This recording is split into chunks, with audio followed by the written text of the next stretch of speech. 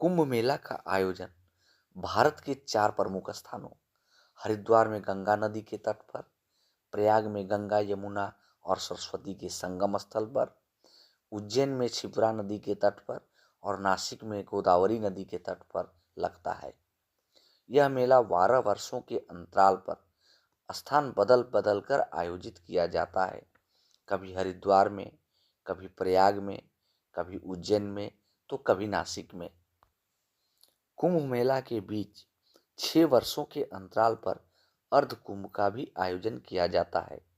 कहा जाता है कुंभ मेला के दौरान जो भी व्यक्ति मेला में जाकर नदी में डुबकी लगाकर स्नान करते हैं, उनकी मनोकामना पूर्ण होते हैं, जीवन में खुशियां आती हैं और सारे पापों से मुक्ति मिलती है। इस मेला के अवसर पर दूर दराज से आकर साधु संत नदी में शाही स्नान करते हैं, तो सामान्य जन भी स्नान करके पुण्य को प्राप्त करते हैं। इस कुंभ मेला के विषय में कई कथाएं प्रचलित हैं, जिनमें से एक कथा के अनुसार जब देव और दानव मिलकर समुद्र का मंथन कर रहे थे, उसी दौरान समुद्र से अमृत का कुंभ निकला। जैसे ही अमृत का कुंभ निकला, देवताओं के इशारे पर इंद्रदेव का पुत्र जयंत अमृत के कुंभ को लेकर भाग गया। असुरों ने गुरु शुक्राचार्य के कहने पर जयंत का पीछा किया और जयंत को पकड़ लिया। अमृत के लिए छीना झपटी होने लगी।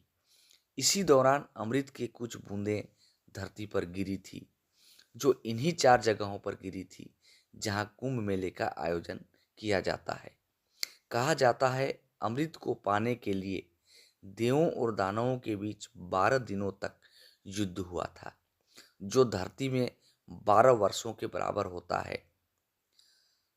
अतः कुंभ मेला 12 वर्षों के अंतराल पर आयोजित किया जाता है और इन्हीं 4 स्थानों में जहां अमृत की बूंदें गिरी थी, हरिद्वार, प्रयाग, नासिक और उज्जैन, यही 4 जगह हैं जहां पर अमृत की बूंदें गिरी थी। और कहा जाता है जो इन जगहों पर स्नान करते हैं, उन्हें अमृत के बराबर फल मिलता है।